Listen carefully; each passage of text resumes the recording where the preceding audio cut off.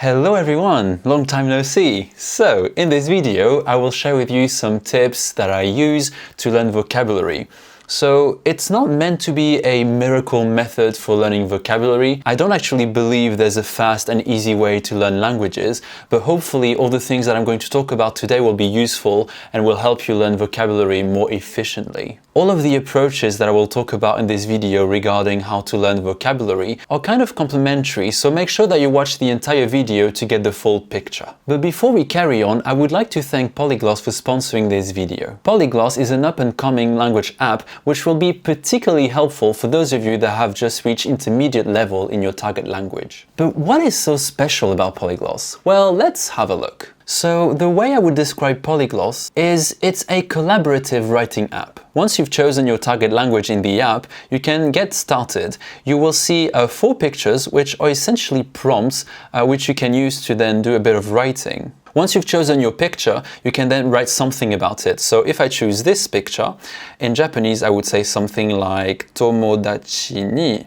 hana shiteru. Once you finish, then you just press continue, and then your sentence will be sent to a native speaker which will be able to see your sentence and give you feedback on it. One thing that I like in particular with this app is that you can use it to really take risks and try to use new structures or things you're not sure actually make sense in the language. And then when you get the feedback, you can see if that was correct or not. And if it wasn't correct, then you can improve thanks to the feedback. I hope you will enjoy this app. And if you would like to try out the app, then you can head down to the description box below and there will be a link waiting for you. Now let's get back to the video. The first approach I would like to talk about is to learn sentences rather than words.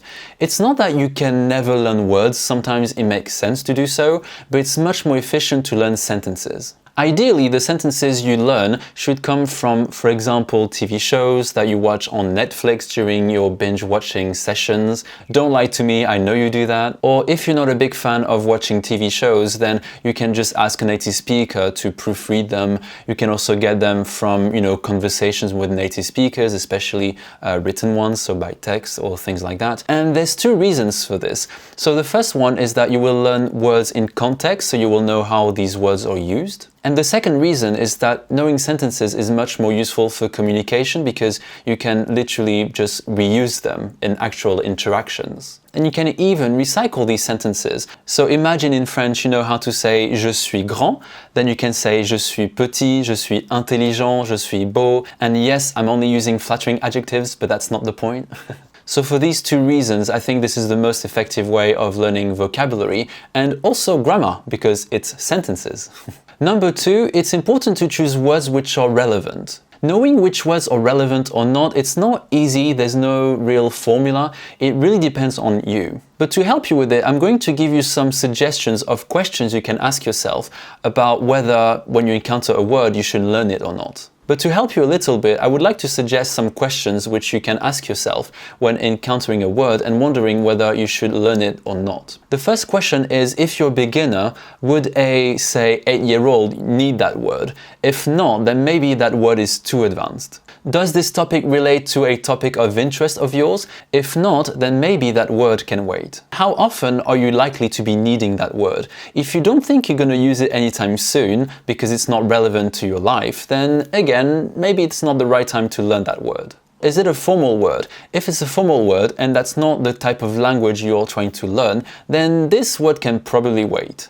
Here we go, I hope that helps to know whether or not to learn a word. The third approach I wanted to talk about in this video is Anki. Anki is the flashcard app par excellence. I don't know how that translates into English, but it's the best app out there for flashcards, in my opinion. If you've been following this channel for a while, you know how much I like Anki. I use it every day to learn Japanese words and sentences. It makes learning vocabulary so much easier because everything is done for you. It will suggest you cards based on how confident you are with these cards. So if you know a word well, it's not going to quiz you about it every day, but it's going to quiz you less often. And if you keep forgetting a word, this word will come back more often. One thing I do with Anki in particular is that once I've completed a textbook, so I've completed, for example, Japanese from Zero, book 1 and 2, and I've done also Japanese for Busy People, I find a deck which includes all the vocab used in those textbooks, and then I put it on my Anki app, and then I learn all the vocab. So it's a way of revisiting everything. And another feature that I like on Anki as well is that I create my own deck of random words. I just call it random phrases, random words.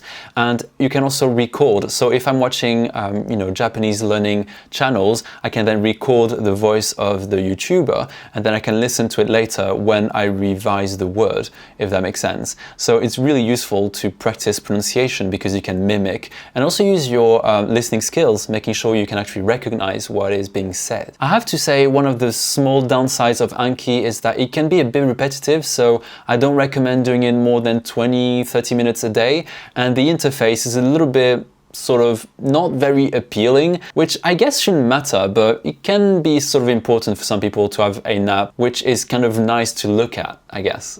And the last approach I would like to talk about in this video is exposure and immersion. This is something that I've talked about in particular in my video where I explained to you how I learned English, but exposure, in my opinion, is the best way to learn vocabulary, especially when you've reached an intermediate level.